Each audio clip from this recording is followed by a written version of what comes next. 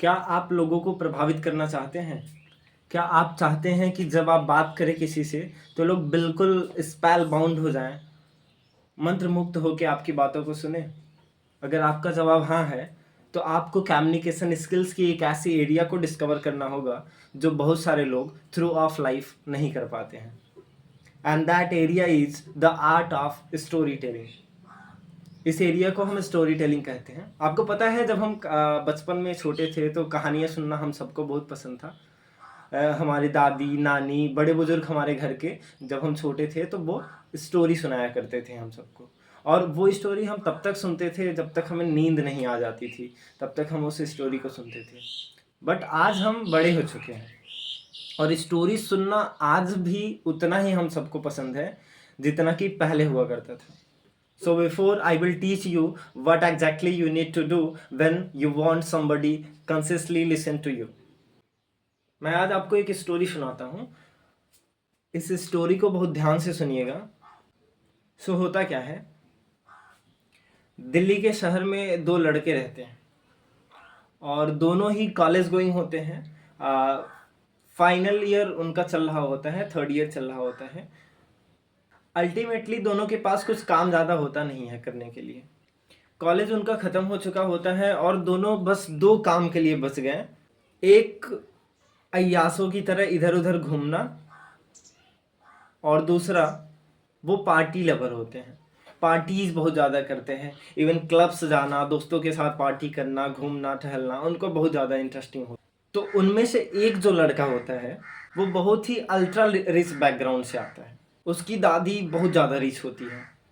उसकी दादी इनफैक्ट शिमला के एक छोटे से गांव में रहती हैं और इतनी ज़्यादा रिच होती हैं कि उनके जो रिंग्स होते हैं वो सोने के होते हैं, पूरा सोना होता है उनके ऊपर। और फिर उनकी जो ईयरिंग होती हैं वो भी डायमंड के होते हैं। उनके रिंग, हाथ के, उनके गले के हार जो भी होते हैं वो सारे एकदम सोने के होते हैं। वो अल्ट्रा रिच बैकग्राउंड से, इवन दादी ही नहीं, उनकी पूरी फैमिली एकदम रिच होती है। चारों उंगलियों में उनकी अंगूठियाँ एकदम सोने की होती हैं। एक बार होता क्या है, शाम को दोनों दोस्त एक जगह पे पार्टी कर रहे होते हैं तो दोनों अचानक से प्लान करते हैं कि यार दिल्ली में ज़्यादा मज़ा नहीं आ रहा तो हम लोग शिमला चलते हैं, मेरी दादी रहती हैं वहाँ, और वहाँ पे थोड़ा सा घूमेंगे, इंजॉय करेंगे और फिर बहुत सारा मज़ा आएगा। वहाँ पे मज़े करेंगे थोड़ा सा, क्योंकि दोनों पार्टीज लवर होते हैं इसलिए वो गाँव में ज़्यादा रहना पसंद नहीं करते हैं। फिर फाइनली जैसे तैसे वो दोनों प्लानिंग करते हैं और जो रिच लड़का होता है उसके घर से वो दोनों गाड़ी लेते हैं और फाइनली कॉल करके दादी से बात करके वो शिमला के लिए दिल्ली से रवाना हो जाते हैं। और शिमला जाने के बाद वो लोग कुछ दिन कुछ रुकते हैं, ऑलमोस्ट एक हफ्ते हो जाता है, और वो उसकी दादी के घर पे स्टे कर रहे होते हैं वो दोनों। एक दिन बहुत सुहाना सा मौसम होता है और वहाँ पे बहुत हवाएं चल रही होती हैं और उन लोग का अचानक से तड़प जाग जाती है उनके अंदर कि हम क्यों ना पार्टी करने चलते हैं। और दोनों फिर से एक प्लान बनाते हैं, पार्टी करने जाते हैं। फिर दोनों घर पे जाते हैं और जो रिच बैकग्राउंड फैमिली से लड़का होता है उसके घर जाके कुछ पैसे वो लोग कलेक्ट करते हैं और दोनों फाइनली जैसे तैसे प्लानिंग करके पैसे लेके चले जाते हैं मार्केट। और वहाँ पे खूब शराब पीना और क्लब्स जाना, पार्टी करना उनको पहले से ही पसंद था, तो वो दोनों खूब पार्टी करते हैं। और जाते कहाँ हैं, मार्केट में। जब वो पार्टी कर रहे होते हैं तो वहाँ पे वो ढेर सारा पैसा लेके जाते हैं और वहाँ पे शराब पी रहे होते हैं। वो जैसे ही शराब पी रहे होते हैं, पिए जा रहे हैं, पिए जा रहे हैं, पिए जा रहे हैं, और धीरे धीरे धीरे धीरे उनके सारे पैसे जितने लेके गए थे, बहुत ज़्यादा पैसे लेके गए थे, सारा वो ख़त्म हो चुका होता है। फाइनली उनके पैसे ख़त्म हो चुके होते हैं। अब वो दोनों एक प्लान करते हैं कि हम किस तरीके से अब हमको फिर पीने की मन है तो हम कैसे कैसे करके, कैसे बात करके हम पैसे कहाँ से लेके आएँ, क्योंकि हमको और पीना है। तो इस चक्कर में वो लोग क्या करते हैं, पैसे लेने के लिए जो दूसरा वाला दोस्त होता है वो अपने रिच दोस्त से बोलता है कि भाई तू एक काम कर, गाड़ी उठा और घर जा, कुछ पैसे ले वहाँ से और पैसे ले के आ जा और हम लोग फिर से पीते हैं, फिर से पार्टी एंजॉय करते हैं। क्योंकि पार्टी एंजॉय नहीं कर पाते हैं वो लोग, पैसे उनके सारे ख़त्म हो जाते हैं, अभी वो उनके पीने की जो तड़फ है वो नहीं ख़त्म हो रही होती। फिर दूसरा दोस्त बोलता है नहीं यार, पैसे पता नहीं कहाँ दादी रखी होंगी, हमको पता नहीं है। तो वो पैसे जो होता है उसको नहीं पता है, वो किसी ना किसी तरीके से बहाना मार के उनसे मना कर देते हैं।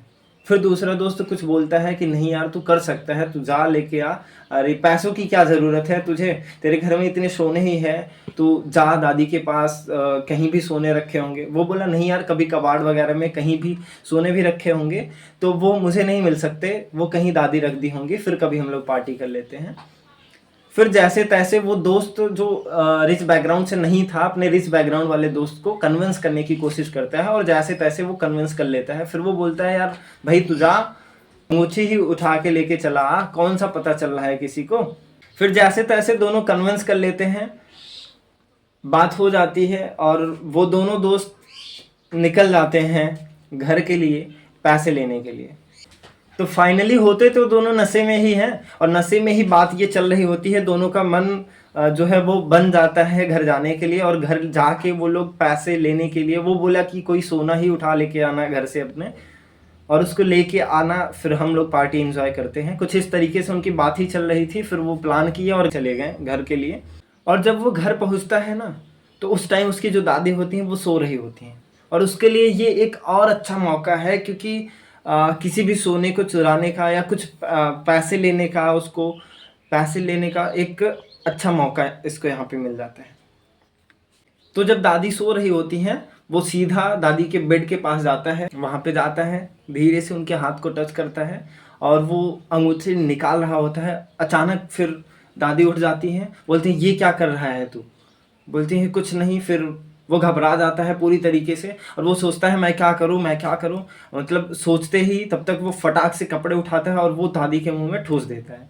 और उसके बाद दादी चिल्ला रही होती है, चीख रही होती है, लेकिन उनकी आवाज़ बाहर नहीं सुनाई दे रही होती है। फिर वो धीरे से जाता है, नाइफ निकालता है और लेके आता है, सीधा दादी के हाथ में मारता है, उनकी उंगलियां कट जाती है। फिर वो घबरा रही होती हैं, वो दोनों एकदम घबरा रहे होते हैं। लेकिन फिर से वो क्या करता है, नाइफ उठाता है और दादी के सीने पे वार करता है और वो फिर डेड हो जाती हैं, तुरंत ख़त्म हो जाती है वहीं पे। फिर वो दोनों जैसे तैसे डेड बॉडी को लेते हैं और गाड़ी में भरते हैं और गाड़ी लेके जाते हैं मार्केट, खूब पार्टी करते हैं, पार्टीज पूरी उनकी हो जाती है फाइनल तरीके से। फिर वो दोनों गाड़ी को उठा के डेड बॉडी को कहीं कब्रिस्तान के तरफ लेके जाते हैं और वहाँ पे कब्रिस्तान में डेड बॉडी को दफनाने की प्रोसेस चल रही होती है उन दोनों की बातचीत।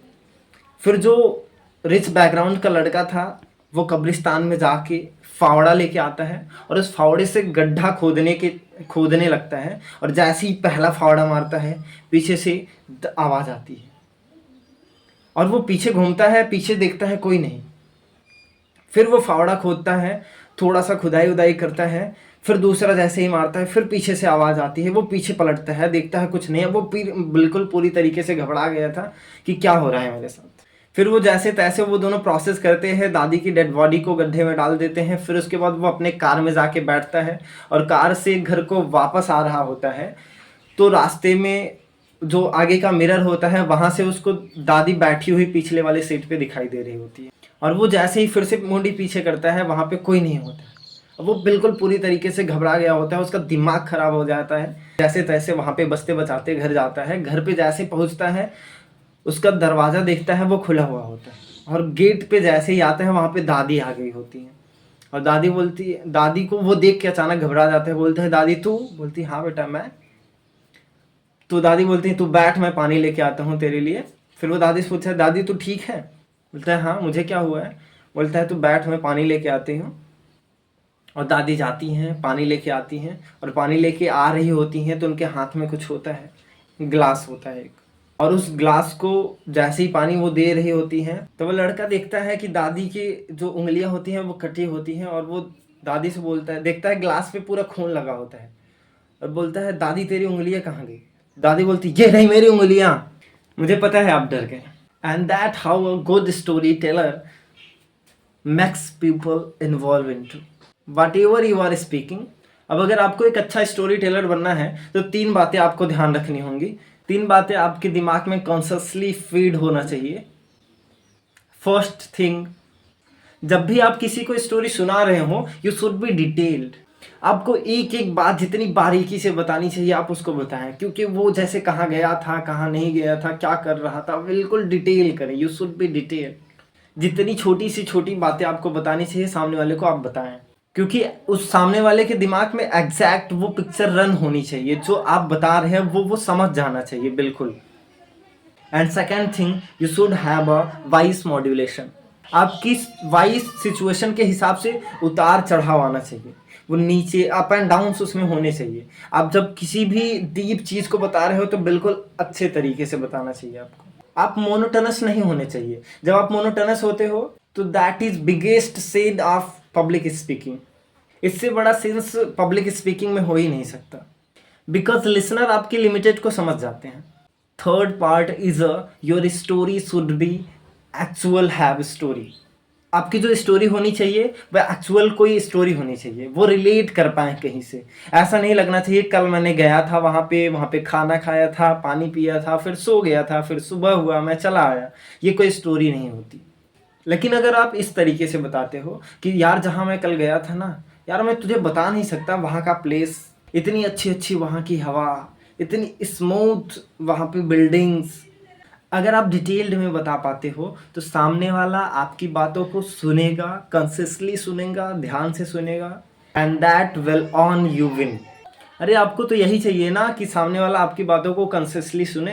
अगर आप सेल कर रहे हैं, सेल्स की दुनिया में है, सेल्स नहीं कर पाते हैं, तो वहाँ पे भी स्टोरी टेलिंग का मोस्ट इंपॉर्टेंट होता है स्टोरी टेलिंग। आप किसी भी प्रोफेशन के अंदर काम कर रहे हैं, आप देखते हैं कोई भी ऐड चलता है, वहाँ पे एक स्टोरी, एक इमोशन काम कर रहा होता है। स्टोरी टेलिंग हर बंदे को आना चाहिए जो सेल्स की फील्ड में है, इवन किसी भी प्रोफेशन में है। अगर उस प्रोफेशन में आपको मास्टरी हासिल करनी है तो आपको स्टोरी टेलिंग आनी चाहिए। आप किसी को अपनी बात मनवाना चाहते हैं, आप किसी को अपनी बात से कन्विंस करना चाहते हैं, इन्फ्लुएंस करना चाहते हैं, आप अगर अपनी बातों का इम्पैक्ट छोड़ना चाहते हैं, you need people to listen to you, right? We are good story teller. I will see you in the next video. अगर आपको ये स्टोरी पसंद आई तो शेयर इट विथ एवरीबडी जिसको इस स्किल्स की ज़रूरत है। Thank you.